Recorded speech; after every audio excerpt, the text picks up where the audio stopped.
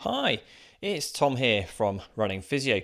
Today I want to talk to you about a topic which is really important to me and many runners out there, which is when we should perhaps suggest someone considers permanently stopping running. So not just a small break to let an injury settle, but actually hanging up their running shoes and deciding that they're no longer going to run again. Now, this is really important to talk about because there are a lot of runners out there that are actually told to stop running, I think, unnecessarily. Some of the reasons are frankly quite ridiculous. One example someone shared recently on social media was a runner was told to stop running because he was too tall at 6'3" to continue to run. I've seen examples of various different injuries, some hallux rigidus, so great toe pain, arthritis in the knee, following various different surgeries like hip replacements, all told not to run. Even after things like ACL surgery, which usually actually is used to help people get back into sport, I've heard people told that they shouldn't run anymore. So I want to cover in this video, when is it actually appropriate to suggest that to someone? And when is it not? What might we be able to do instead? And we've also got an example someone shared just yesterday on social media. They've literally just been told that they need to stop. And I'm going to talk through how we would assess and manage that example. Now, if you'd like to learn more about running injuries, I have put a link to our new shin pain series. This includes a runner that was really struggling to do any running consistently for about 2 years because of shin pain, and we were able to get them successfully back to a marathon. So visit the link, check out that video series to find out how we did that. Okay, so let's think about then, when should we suggest to someone that they might permanently stop running? And I think it is a suggestion. I think what we're trying to do is help someone make an informed choice, but we're not trying to choose for them. And I think that's really important. This is not us telling them what to do. It's giving them all the information so they should decide. Now, I think when we might suggest someone to stop is going to be a very specific set of circumstances. So firstly, I feel like we need to have explored all the options available to them, both conservative options in terms of their rehab, and that needs to have been followed fairly diligently for a period of time, and also perhaps surgical or other options as well. So we really want to explore all the options first. It shouldn't be our first answer, okay? We shouldn't go straight to stop running. So let's say we've explored all those options, we've given it plenty of time, we've nothing more that we can offer. It might be then appropriate to suggest that someone does stop permanently if either A, they're still unable to run, they just can't manage it, or B, we feel it would be unsafe for them to do so. So we think there's significant risk of long-term harm if they continue to run. Now, these situations actually are relatively rare. When I was preparing for this, I was trying to come up with some examples and thinking, what patients have we said that running is completely out of the question?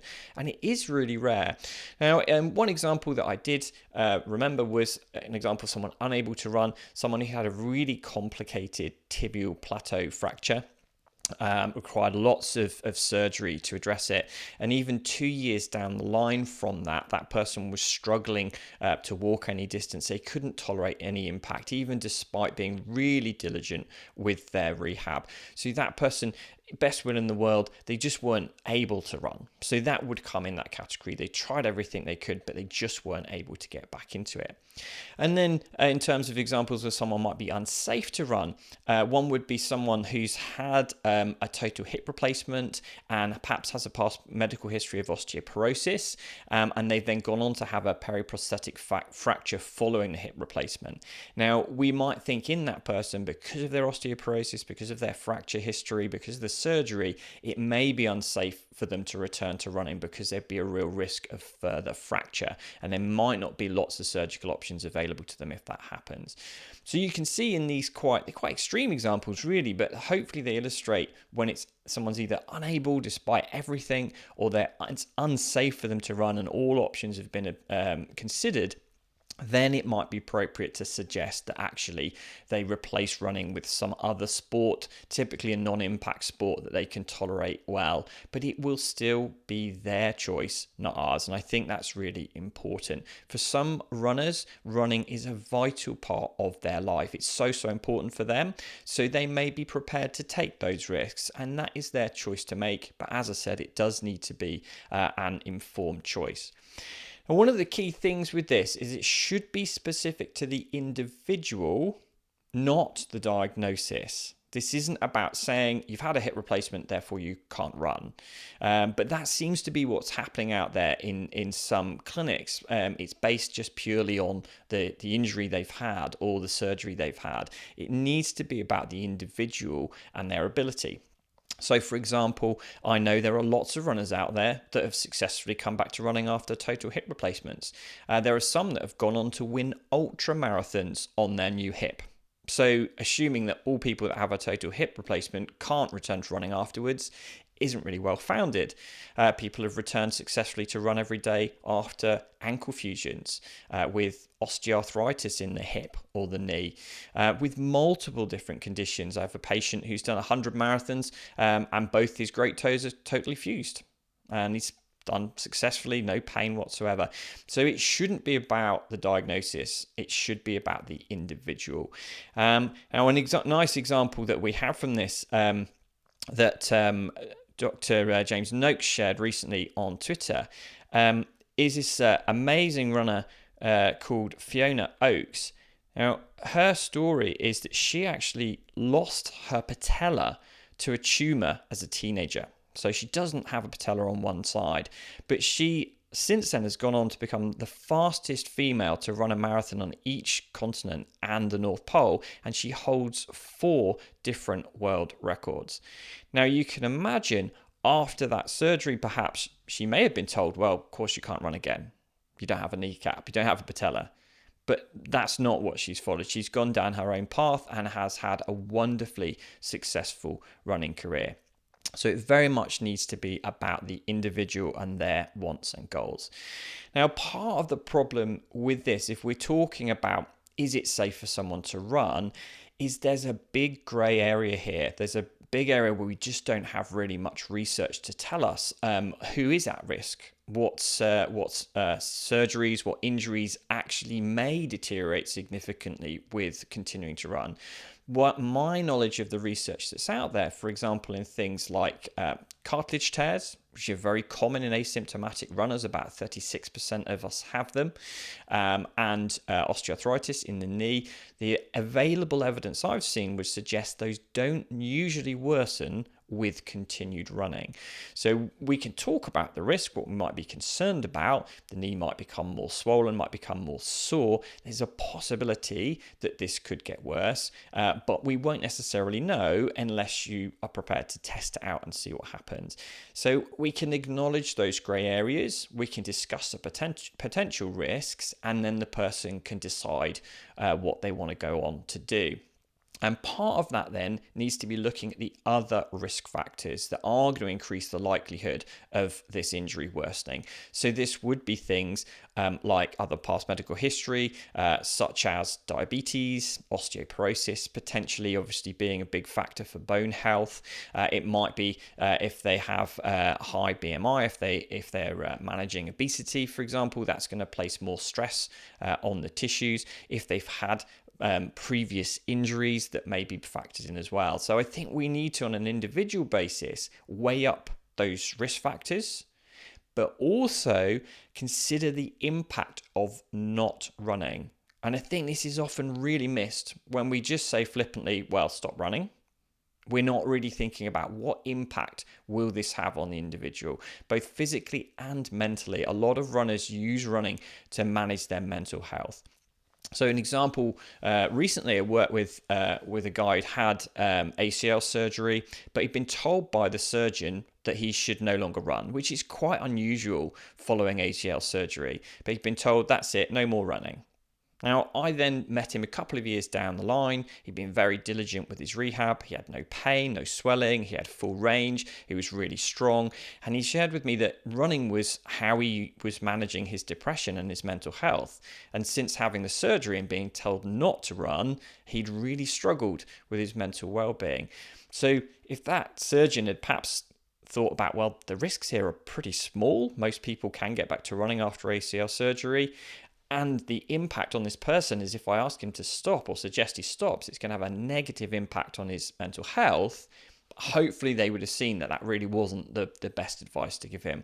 And I saw this person just once in the end. He was in great shape and we just talked through a graded return to running and he never needed to come back to me again. So we really, in those situations, don't want to be telling people to stop. That's not unsafe for them to do so. They're not unable to run. It doesn't follow their criteria. So really important on an individual basis. It's not about the diagnosis. It's about the individual, their goals, their risk factors, and the impact that not running will have. Okay, so let's have a look at this example that was shared on social media. So this is a quote from someone I've kept confidential, obviously, but if they are listening in, I hope you find what we're talking about helpful here. So they've said, after an MRI, I'm told there is moderate arthritis and cartilage damage in the knee and a slight meniscal tear. The consultant has advised non-operative care, and if it worsens, a partial knee replacement.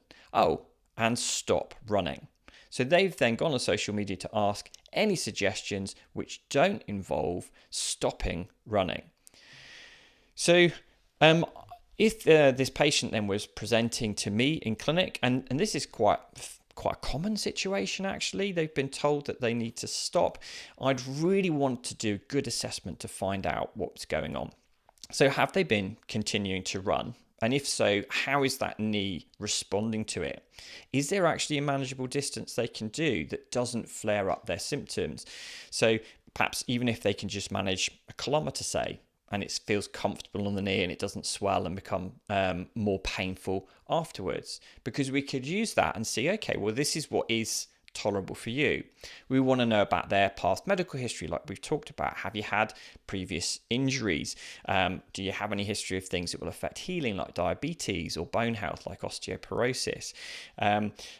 Do they have general health issues like obesity, high BMI, things that we might look at, modifiable factors here.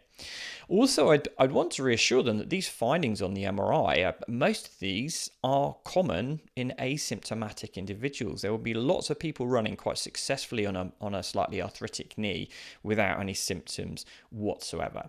So we'd want to drill down into that assessment, identify their rehab needs, identify their running tolerance if they have some, and then discuss with them what would they like to do. Now, they've clearly said here, is there a solution that doesn't involve stopping? So they're obviously motivated to continue to run. So we would talk to them about that and say, well, we'd like to get you to come back to running comfortably if we can. The concern here is it may irritate the knee, but we would aim to find a manageable level for you and help them make an informed choice.